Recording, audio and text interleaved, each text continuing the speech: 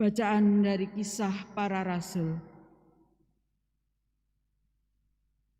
Waktu Paulus dan Barnabas di kota Listra, datanglah orang-orang Yahudi dari Antiokhia dan Ikonium, dan mereka membujuk orang banyak supaya memihak mereka. Lalu mereka melempari Paulus dengan batu dan menyeretnya keluar kota, karena mereka menyangka bahwa ia telah mati. Akan tetapi, ketika murid-murid berdiri mengelilingi dia, bangkitlah ia, lalu masuk ke dalam kota. Keesokan harinya, berangkatlah ia bersama-sama dengan Barnabas ke Derbe. Paulus dan Barnabas memberitakan Injil di kota Derbe dan memperoleh banyak murid. Lalu kembalilah mereka ke Listra, Ikonium, dan Antiokhia.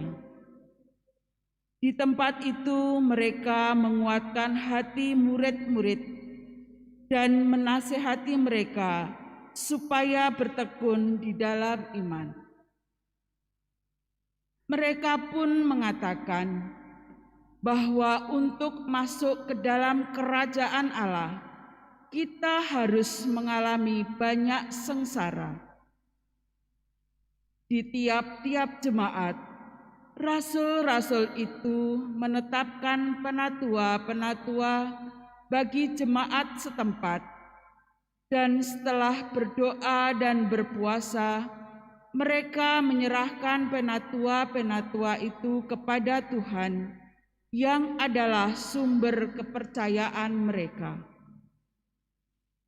Paulus dan Barnabas menjelajah seluruh Pisidia dan tiba di Pamfilia. Di situ mereka memberitakan firman di Perga, lalu pergi ke Atalia di pantai. Dari situ berlayarlah mereka ke Antiokhia. Di tempat itulah mereka dahulu diserahkan kepada kasih karunia Allah untuk memulai pekerjaan yang kini telah mereka selesaikan.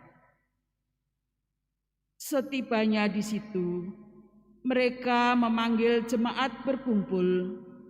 Lalu mereka menceritakan segala sesuatu yang dilakukan Allah dengan perantaraan mereka, dan bahwa Ia telah membuka pintu bagi bangsa-bangsa lain kepada iman. Di situ mereka lama tinggal bersama-sama dengan murid-murid. Demikianlah sabda Tuhan. Syukur pada Allah. Orang-orang yang Kau kasihi ya Tuhan, mengumumkan kemuliaan kerajaan-Mu.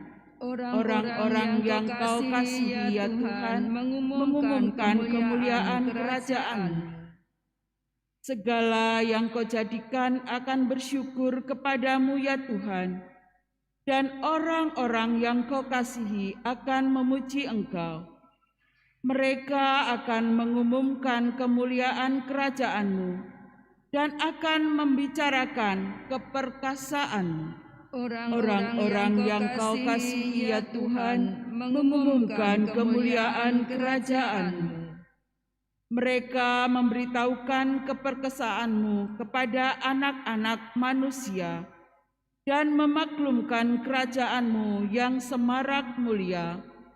Kerajaan-Mu ialah kerajaan abadi, pemerintahan-Mu lestari melalui segala keturunan.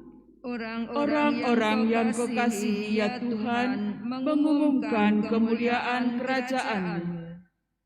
Mulutku mengucapkan puji-pujian kepada Tuhan, dan biarlah segala makhluk memuji nama-Nya yang kudus untuk seterusnya dan selama-lamanya. Orang-orang yang Kau kasihi ya Tuhan, mengumumkan kemuliaan kerajaan-Mu. Haleluya, haleluya, haleluya, haleluya, haleluya, haleluya. Mesias harus menderita dan bangkit dari antara orang mati untuk masuk ke dalam kemuliaan-Nya. Haleluya, haleluya, haleluya.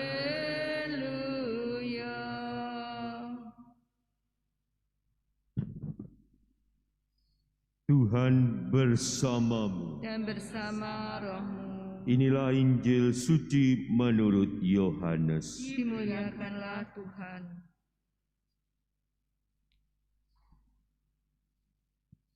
Dalam amanat perpisahannya, Yesus berkata kepada murid-murid-Nya, "Damai sejahtera kutinggalkan bagimu. Damai sejahtera-Ku kuberikan kepadamu, dan apa yang kuberikan tidak seperti yang diberikan oleh dunia kepadamu. Janganlah gelisah dan gentar hatimu. Kamu telah mendengar bahwa Aku telah berkata kepadamu, Aku pergi, tetapi Aku datang kembali kepadamu. Sekiranya kamu mengasihi Aku, kamu tentu akan bersukacita karena Aku pergi kepada Bapa-Ku. Sebab Bapa lebih besar daripada Aku. Sekarang juga Aku mengatakannya kepadamu sebelum hal itu terjadi, supaya apabila hal itu terjadi, kamu percaya. Tidak banyak lagi Aku berkata-kata dengan kamu, sebab penguasa dunia ini datang, namun ia tidak berkuasa sedikit pun atas diriku. Tetapi dunia harus tahu bahwa Aku mengasihi Bapa, dan bahwa Aku melakukan segala sesuatu seperti yang diperintahkan Bapa kepadaku." Demikianlah sabda Tuhan. Terpujilah Kristus. Suster, frater, Bapak, Ibu, dan saudara-saudari yang terkasih dalam Kristus, kalau kita melihat dalam hidup kita, tentu kita semua ingin mendapatkan sesuatu yang baik. Tidak ada dari kita ingin mendapatkan sesuatu yang buruk dalam hidup ini. Tetapi kalau kita ditanya, apakah kita selalu membawa yang baik bagi yang lain?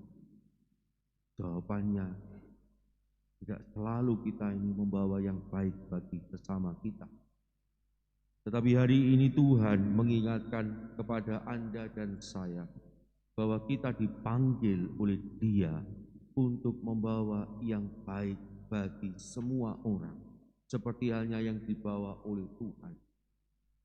Apa yang dibawa Tuhan bagi semua orang? Yang dibawa Tuhan bagi semua orang adalah damai sejahtera. Dan itulah yang harusnya juga kita bawa dalam hidup kita bagi setiap orang yang ada di sekitar kita. Menjadi pertanyaan bagi Anda dan saya, sudahkah kita membawa damai sejahtera itu bagi semua orang yang ada di sekitar kita? Seringkali justru bukan damai sejahtera yang kita bawa, tetapi justru yang lain yang kita bawa. Kenapa bukan damai sejahtera yang kita bawa? Karena yang lebih kita utamakan adalah diri kita sendiri. Ego kita lah yang lebih kita tonjolkan. Keinginan kita lah, kehendak kita lah yang ingin kita utamakan. Dan kita melupakan siapa diri kita. yang adalah murid-murid Tuhan yang hendaknya melakukan apa yang dikehendaki oleh Tuhan. Kalau kita ingin memperoleh sesuatu yang baik, maka bawalah itu juga kepada orang lain. Tuhan telah memberikan damai sejahtera itu bagi kita semua secara cuma-cuma. Maka tugas Anda dan saya dalam hidup kita sebagai murid Kristus adalah membawa damai sejahtera itu kepada semua orang tanpa terkecuali, mulai dari orang-orang terdekat kita, keluarga kita, suami, istri, anak, orang tua, dan memancar keluar kepada semua orang yang ada di sekitar kita.